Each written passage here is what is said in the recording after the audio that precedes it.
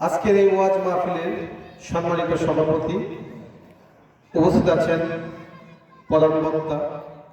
আমরা এতক্ষণ ওনার বিশেষ আলোচনাগুলো আমরা শুনতেছিলাম মনোযোগ দিয়ে। আমি আন্তরিকভাবে দুঃখিত আপনাদেরকে ডিস্টার্ব করার জন্য।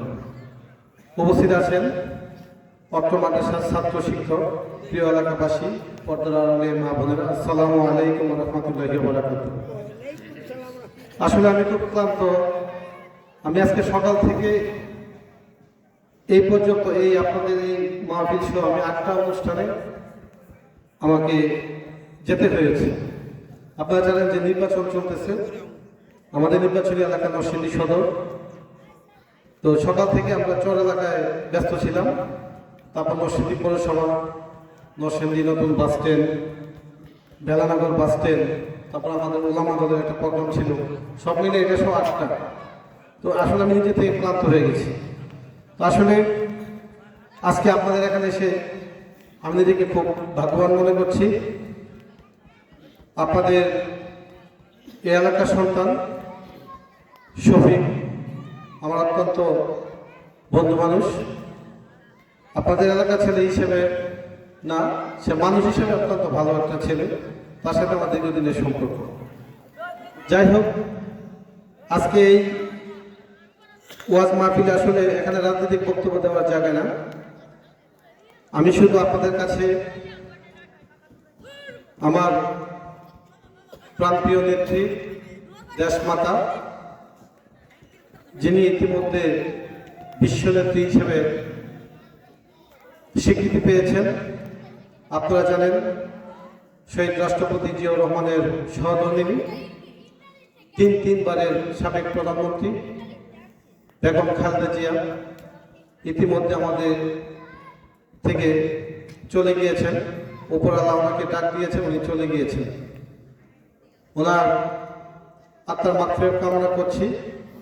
আজকে যারা এখানে উপস্থিত আছেন, আমি প্রথম বক্তাকে বলবো যে বেগম খালেদা জিয়ার জন্য অবশ্যই দোয়া করবেন, এবং ওনার আরেক সন্তান কুকো, উনিও মারা গিয়েছেন, ওনার দোয়া করবেন। শহীদ রাষ্ট্রপতি জিয়াউর রহমানের জন্য দোয়া করবেন তারেক রহমান সাহেবের জন্য, ওনার পুরো পরিবারের জন্য, আমাদের বাবা মায়ের জন্য দোয়া করবেন। উপস্থিত যারা আছে সকলে বাবা মায়ের জন্য দোয়া করবেন। আমি আজকে একটা কথাই বলবো যে এই মাদ্রাসার শফিকুল আমাকে মাদ্রাসার ব্যাপারে কিছু কথা বলেছে। আমি আপনাদেরকে আশ্বস্ত করছি, এই মাদ্রাসার জন্য আগামী মাহফিলের আগে আমি নরসিংদী জেলা পরিষদ থেকে একটি সর্বোচ্চ বরাদ্দর ব্যবস্থা আমি করে দেব ইনশাআল্লাহ।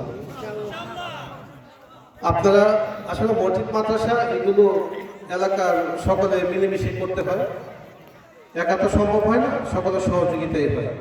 আপনারা এই প্রতিষ্ঠানে সহযোগিতা করবেন, আপনাদের সন্তানদেরকে এখানে দিবেন পড়াশোনা করার জন্য। কারণ সবাই প্রতিষ্ঠান করতে পারে না, প্রতিষ্ঠান করতে গেলে মানে বড় ধরনের উদার মন থাকতে পারে। তো আজকে যুব সমাজকে বলবো যে আপনারা বাবা মাকে সম্মান করবেন, আপনারা মাদক থেকে বিরত থাকবেন। মাদক একটি ভয়াবহ অবস্থা বাংলাদেশে, এই মাদককে না বলতে হবে, এবং সকলে মিলেমিশে যারা মাদক ব্যবসা করে তাদেরকে চিহ্নিত করে আইন শৃঙ্খলা বাহিনীর কাছে ধরিয়ে দিবেন। কারণ মাদক বর্তমানে বাংলাদেশে একটি ভয়াবহ সমস্যা। কারণ আপনারা জানেন ইতিমধ্যে যে বিগত দিনগুলোতে 17 বছর বাংলাদেশে কি অবস্থা ছিল। বিগত 17 বছরে আমি 31টা মামলার আসামি হয়েছি। আত্মীয় স্বজন মারা গিয়েছে, তাদের জানাজায় যেতে পারিনি। অনেক বন্ধুদের বাবা মারা গেছে, মা মারা গিয়েছে, যেতে পারে নাই। অনেকে কারাগারে ছিল, তারা জামিনে মুক্তিও পায় নাই, বাবা মায়ের জানাজায় উপস্থিত হতে পারেনি। মামলা হামলা নিয়ে আমরা মনে করেন বাড়িঘর ছাড়া ছিলাম। এই যে আজকে একটা শীতের রাত্র, এমন বহু শীতের রাত্র আমরা বাড়িঘর ছাড়া ছিলাম। কারণ পুলিশ একজনকে গ্রেপ্তার করলে একবার জেলে গেলে সে আর বের হতে পারে না। কেন? একটা মামলা জামিন হয়েছে, আর অটোমেটিক মামলা আবার লেগে যাইত, তার বের হওয়ার মতো কোনো সুযোগ থাকতো না। তো যাই হোক, আপনারা জানেন যে 17 বছরের যে স্বৈরাচারী যে শাসন ছিল, সৃষ্টিকর্তার হুকুম হয়েছে। 17 বছর ধরে আমরা আন্দোলন করতেছিলাম। সে আন্দোলন তীব্র অবস্থায় ছিল, কিন্তু বৈষম্য বিরোধী ছাত্র আন্দোলনের মধ্য দিয়ে এই স্বৈরাচার শেখ হাসিনার পতন হয়েছে। আর এই পতন হওয়ার কারণেই কিন্তু আজকে আপনাদের সামনে এসে দাঁড়িয়ে দু একটা কথা বলতে পেরেছি। আলহামদুলিল্লাহ আল্লাহর কাছে।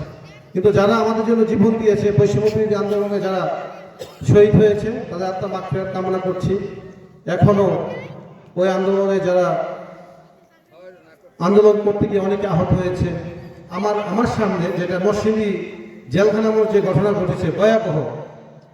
নরসিংদী জেলখানা মোড়ে 19 তারিখ যখন আপনার ছাত্রদের উপরে পুলিশ চড়াও হয়, আমার সামনে আমাদের নরসিংদীর ছোট ভাই তাহমিদ সহ ওই দিন আমাদের এখানে শহীদ হয়েছে 26 জন। আজকে এখানে আমরা যারা আছি, এখানে যদি 15 জন লোক মেরে ফেলে, তাহলে এই এলাকায় একটা শোকের ছায়া পড়ে যাবে। কিন্তু যাদেরকে বিনা বিচারে পুলিশ গুলি করেছে, তাদেরকে পাখির মতো গুলি করে ফেলেছে। আমার গায়ে গুলি লেগেছে, আমার সন্তানের গায়ে গুলি লেগেছে, কিন্তু আমরা চেষ্টা করেছি। আল্লাহ বলছে চেষ্টা করো, আমি সঠিক সময়ে তোমাদের উপরে রহমত নাজিল করব। আল্লাহর রহমত হয়েছে আলহামদুলিল্লাহ, যে একটা স্বৈরাচারের পতন হয়েছে। আমরা কোনোদিন কোনো স্বৈর শাসন চাই না। আমরা মিলেমিশে এই বাংলাদেশটাকে গড়তে চাই। আমরা সকলে মিলে এই বাংলাদেশটাকে গড়ব। আমরা মাদক মুক্ত, সন্ত্রাস মুক্ত, চাঁদাবাজ মুক্ত, দুর্নীতি মুক্ত একটি সুন্দর বাংলাদেশ চাই। আপনারা জানেন, বিগত সরকার আমলে শিক্ষা ব্যবস্থা এমন ছিল, আমি নিজে দেখেছি যে কোনো ছাত্র সে কোনোদিন বই নিয়েই বসে নাই, কিন্তু রেজাল্ট দেওয়ার পরে সে পাশ করে ফেলেছে। শিক্ষা ব্যবস্থাকে, একটা জাতিকে যদি ধ্বংস করতে হয়, তাহলে আপনি শিক্ষা ব্যবস্থা শেষ করে দেন। জাতির যদি শিক্ষা ব্যবস্থা ভালো না থাকে, তাহলে এই জাতি অটোমেটিক ধ্বংস হয়ে যাবে। শিক্ষা ব্যবস্থাকে ধ্বংস করে দিয়ে গেছে আমাদের যে অর্থনীতিকে ধ্বংস করে দিয়ে গেছে লুটপাট করে। কারণ এই এলাকারও অনেক ভাইয়েরা প্রবাসী আছে, যারা প্রবাস থেকে লক্ষ লক্ষ টাকা পাঠাচ্ছে রেভিনিউ, এটা আপনারা আমরা জানি। কিন্তু এই সরকার লুটপাট করে আমাদের দেশটাকে ধ্বংস করে দিয়ে গেছে। তাই বলবো, আগামী দিন আমরা সুন্দর বাংলাদেশ চাই। আগামী দিন জানেন নির্বাচন চলতেছে, আপনার একটি ভোট আছে, এটা আপনার পবিত্র আমানত। আপনার ভোট আপনি যাকে খুশি তাকে দিবেন, যোগ্য ব্যক্তিকে দিবেন, দেখে শুনে বুঝে দিবেন। কারণ আপনার যে ভোট, এটা একটা পবিত্র আমানত। এটার মাধ্যমে রাষ্ট্রের সরকার পরিবর্তন হতে পারে। তাই আপনাদেরকে বলবো যে 17 বছর আমরা ভোট দিতে পারি নাই, আমরা একটা আগ্রহ নিয়ে আছি যে ইনশাল্লাহ যে 12 ফেব্রুয়ারি নির্বাচন হবে, ইনশাল্লাহ ওই দিন আমরা ভোট দিতে যাব। ইনশাল্লাহ 17 বছর পরে আমরা ভোট দিতে পারবো। বাংলাদেশে কেউ আর বিনা ভোটে প্রধানমন্ত্রী হইতে পারবে না, এমপি হইতে পারবে না, মন্ত্রী হইতে পারবে না। রাতে কোনো ভোট হবে না, বিনা ভোটে কেউ এমপিও হবে না ইনশাল্লাহ। তো আপনাদেরকে বলবো যে আগামী দিন আপনারা ঐক্যবদ্ধভাবে যোগ্য ব্যক্তিকে আপনারা ভোট দিবেন, এটা আপনাদের কাছে আমার অনুরোধ রইল। আর আপনাদেরকে আরেকটা কথা বলবো শেষ, যে এখানে যারা উপস্থিত আছেন সবার ঘরেই মা বাবা আছে, আপনারা মা বাবার প্রতি খেয়াল রাখবেন। কারণ মা বাবারা কিন্তু যখন বয়স হয় তখন তারা অবহেলিত হয়ে যায়। তাই মা বাবার খেদমত করবেন, কারণ মা বাবার খেদমত করলে আমরা দুনিয়াতেও পাবো, আখিরাতেও পাবো। আর যুবক ভাইদেরকে বলবো যে আপনারা অবশ্যই মা বাবাকে সম্মান করবেন, আপনারা ভালো করে মনোযোগী হয়ে পড়াশোনা করেন। আপনারা জাতির ভবিষ্যৎ, আগামী দিন এই দেশটা আপনারাই চালাবেন। সকালে সুস্বাস্থ্য কামনা করছি, ভালো থাকবেন। হয়তো যদি আল্লাহ রিজিকে রাখে আবার কোনোদিন আপনাদের সাথে দেখা হবে। সকলকে ধন্যবাদ। আসসালামু আলাইকুম ওয়া রাহমাতুল্লাহি ওয়া বারাকাতুহু।